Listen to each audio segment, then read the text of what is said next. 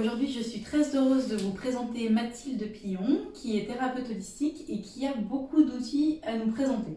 Alors, thérapeute holistique, c'est vrai que qu'est-ce que ça veut dire? En fait, c'est plutôt être thérapeute ou accompagnante avec un accompagnement global, c'est-à-dire prendre en compte la personne, l'être, vraiment dans sa totalité. On parle souvent de cet alignement de l'esprit, du cœur et du corps, ou dans l'autre sens, hein, corps, cœur, esprit, c'est vraiment ça. Toutes les dimensions de la personne et de l'être avec différents outils. Je travaille principalement avec la fasciathérapie, qui est une thérapie manuelle douce. Et qui n'est pas faciale. Et qui n'est pas faciale. On ne fait pas du visage, Voilà. on ne fait pas du massage du visage, voilà, c'est ça. C'est vraiment de la thérapie manuelle des fascias, SC, un accompagnement à la fois du corps et de l'esprit, et puis des émotions, vraiment tout l'équilibre de la personne. Donc les fascias, on est sur des membranes, des gaines, des feuillets qui sont dans tout le corps et qui forment véritablement notre squelette, ce qui nous tient d'un seul morceau. Alors pour se représenter ces membranes, pour les personnes qui ont déjà préparé du blanc de poulet, cette petite membrane fine, presque translucide, élastique et très très résistante qui se termine ensuite par un tendon dans le muscle et qu'on n'arrive pas à enlever, c'est ça un fascia. Donc justement c'est élastique, très fin et en même temps extrêmement résistant. Ça va dessiner donc les os, le périoste. Le périoste, on le connaît des fois dans les périostites. Le périoste, c'est le fascia, la membrane qui entoure les os. Et puis, ça dessine aussi les ligaments entre les os, donc ça les relie entre eux, toutes les capsules articulaires, les tendons qui relient cette fois les muscles aux os. Ça va dessiner toute la forme des muscles, c'est-à-dire que chaque fibre musculaire et chaque groupe de fibres, puis le muscle, sont entourés de fascia, sont dessinés par les fascias, et tous les organes. Donc finalement, on a vraiment un réseau en 3 dimensions, de la tête aux pieds, de la profondeur de l'os, même de la profondeur de la cellule, jusqu'à la surface de la peau. Donc toutes les structures de notre corps sont sans arrêt interconnectées, interdépendantes les unes des autres, et quand ça se passe bien, qu'elles sont en santé, et que ces fascias sont en santé, donc ils sont élastiques tout en étant résistants, mais voilà, souples, mobiles, etc., eh bien il y a vraiment une harmonie globale dans le corps et dans l'esprit.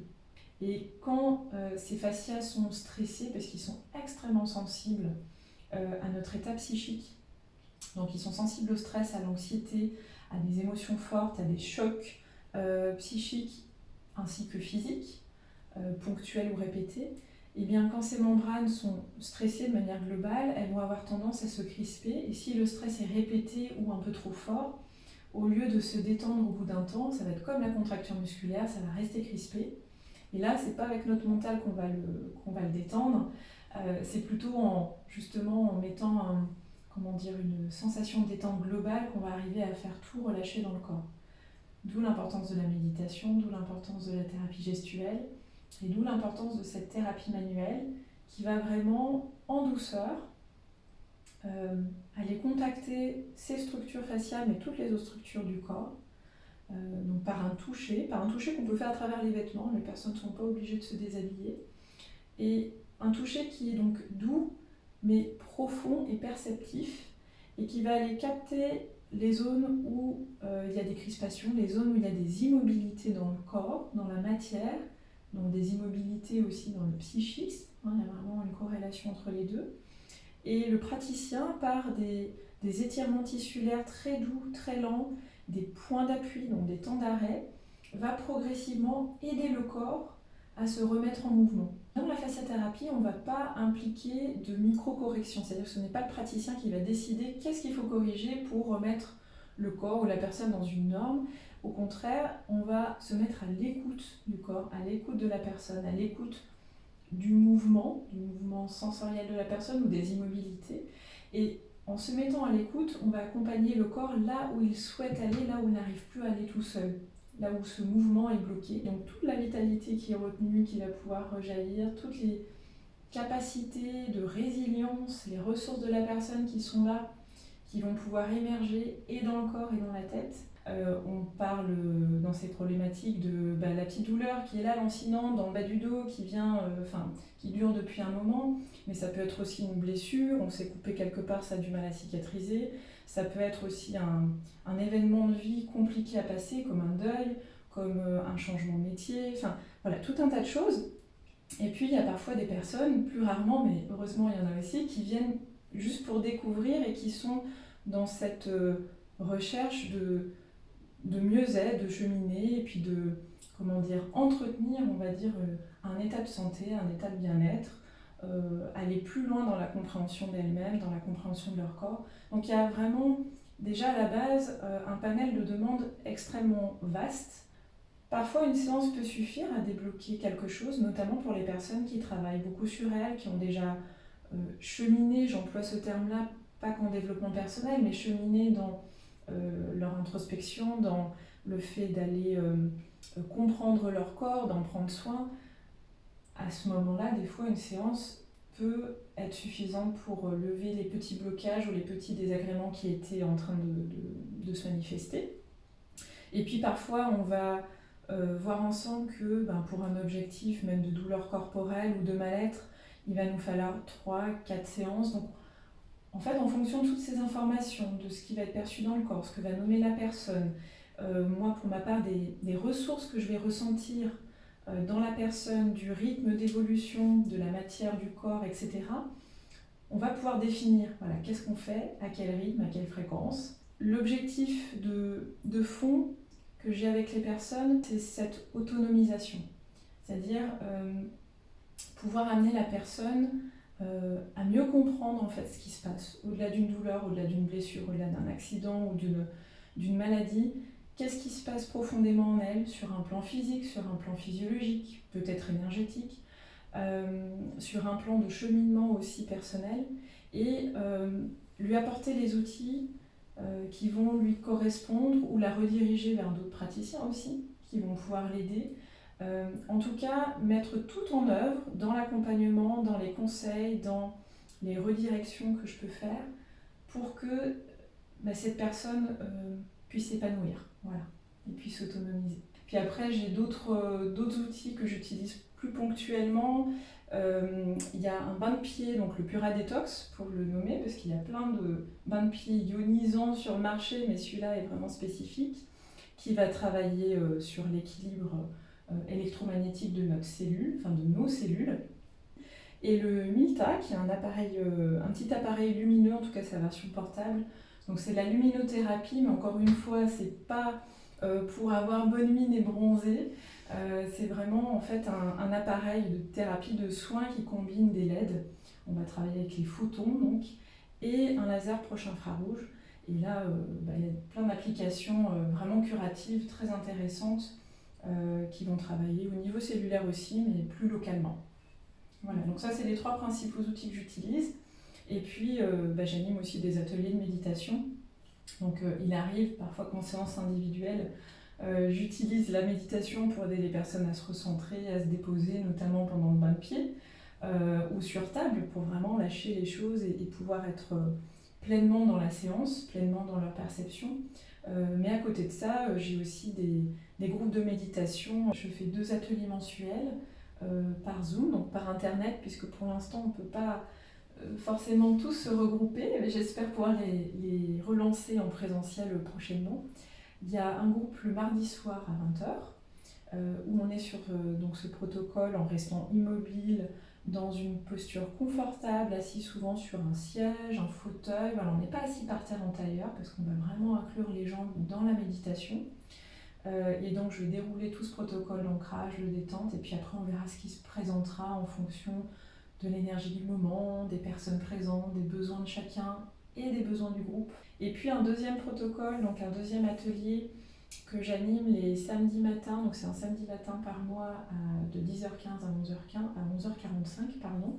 On a ce temps d'ancrage, de détente corporelle, et ensuite on travaille donc en mouvement avec cette thérapie gestuelle où on va faire des mouvements très doux, très lents, très respectueux du haut du corps. Notamment des épaules, de la tête, et là ça permet vraiment de détendre toute la zone scapulaire, le thorax, de faire vraiment lâcher dans la tête les tensions liées au stress, liées à la fatigue, liées au fait de trop penser au petit vélo. Et on a dans ces exercices des choses qu'on retrouve dans la thérapie manuelle en fait. Hein. C'est à la fois parallèle et complémentaire. Voilà. Et là, ces exercices, dans un sens ou dans l'autre, moi l'idée c'est vraiment que les personnes s'autonomisent pour avoir des outils d'entretien de leur bien-être à la maison. C'est-à-dire ça va pour tout le monde, hein, débutants, pas débutants, personnes qui ont facilité à méditer ou pas. J'ai jamais eu de retour de personnes qui n'aient pas réussi à vivre ces protocoles et en tirer des bénéfices.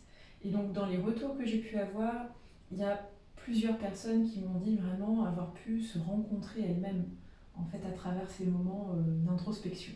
Alors qu'est-ce qui m'a amenée sur ce chemin-là? C'est déjà un cheminement personnel. Le fait d'être accompagnante ou consultante, on a plein de termes, ou thérapeute, n'était pas mon premier métier, puisque j'ai d'abord été enseignante, professeure, mais toujours en contact avec les gens, c'est-à-dire que le contact avec l'humain, j'ai toujours apprécié ça, et je me souviens que lors de mon orientation universitaire, j'étais bien embêtée parce que tout m'intéressait. Et j'ai hésité entre l'enseignement ou la psychologie, justement. Et à l'époque, avec un profil hypersensible, etc., on m'était dit, bon, la psychologie, tu prends trop sur toi, le canal de l'empathie était très développé, donc par précaution, je me suis dit, l'enseignement, il y a quand même une distance. Voilà, je serai en contact avec les personnes, mais normalement, je devrais prendre un peu moins de charge émotionnelle. Donc, j'ai choisi ce premier chemin, ou cette première carrière, on parle souvent de carrière, et il y a vraiment eu dans les postes que j'ai pu occuper un lien très fort avec les personnes que j'avais. Donc j'enseignais à des adultes principalement, et j'ai travaillé dans plusieurs pays du monde, donc auprès de plusieurs cultures.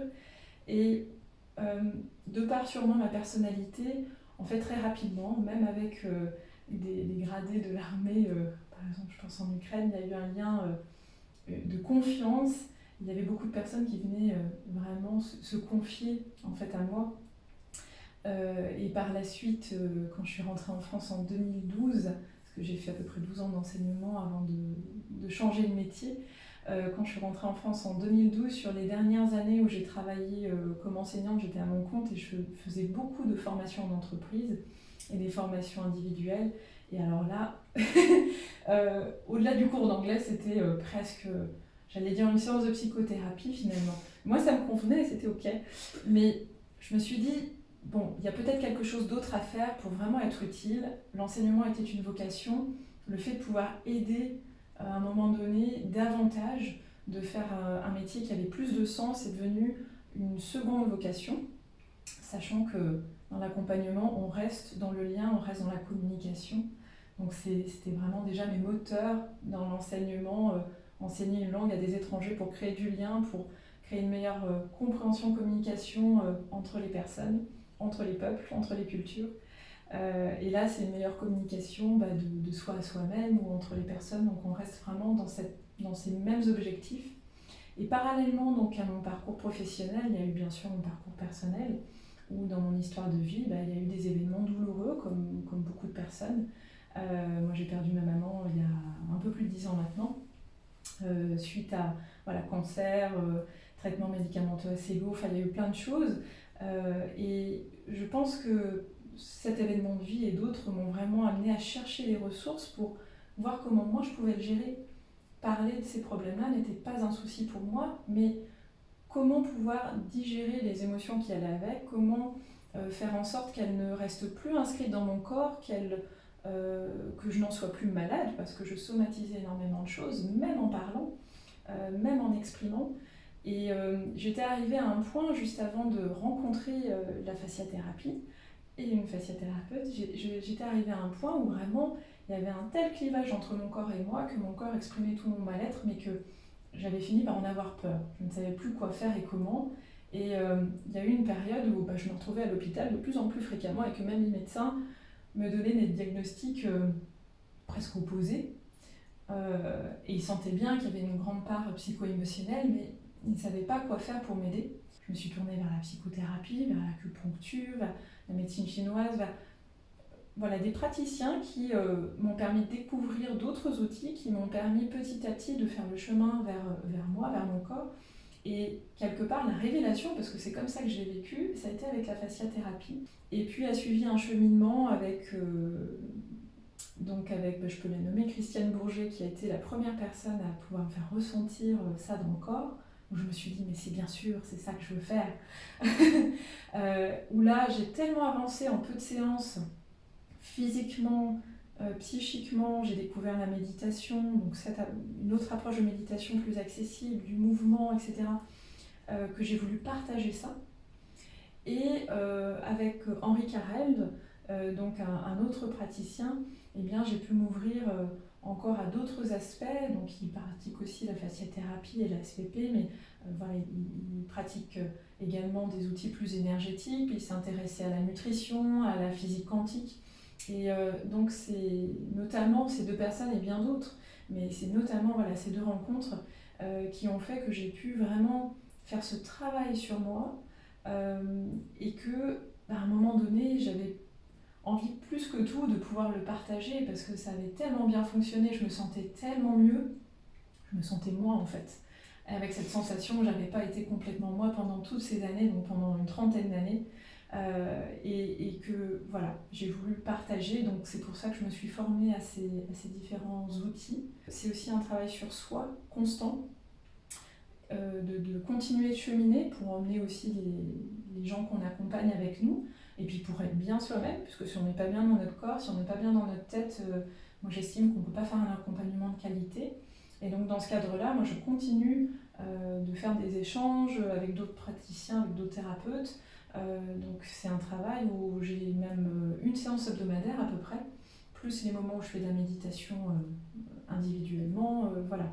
Donc il y a toute cette hygiène de vie en fait qui est là derrière, et c'est un véritable bonheur de cheminer comme ça, de faire des belles rencontres. Oui, alors pour le côté pratico-pratique de savoir où je travaille, donc mon cabinet principal est à Charbonnières dans un espace paramédical. On est une quinzaine de praticiens maintenant, donc il y a plein d'autres spécialités, route de Paris à côté des Nouvelles Halles, donc voilà, un lieu assez sympa. Et puis j'ai un deuxième lieu un peu plus intime ici à Chécy. La durée de manière générale, on va dire c'est 1h30, que ce soit pour un atelier de méditation ou une consultation. Je compte à peu près 1h30 parce que c'est important pour moi de prendre le temps avec la personne. Sur les modalités de règlement, à peu près comme tout le monde, je prends les virements, les chèques, les espèces, mais également la gonette, qui est la monnaie locale de Lyon, et que j'accepte en version papier si vous avez l'appoint, ou sinon en version numérique, ce qui peut remplacer les paiements par carte bancaire qu'on me demande parfois. Ça permet d'avoir une monnaie qui soit locale, responsable, éthique, et qui aille vraiment avec toutes les valeurs qu'on peut porter, toi comme moi, je crois. Eh bien, merci beaucoup Mathilde pour toutes les informations. C'était très riche. Merci Célia, merci de m'avoir donné cette occasion d'expliquer un petit peu plus ce que je fais. Avec plaisir. Merci beaucoup. Et puis, à bientôt. À bientôt.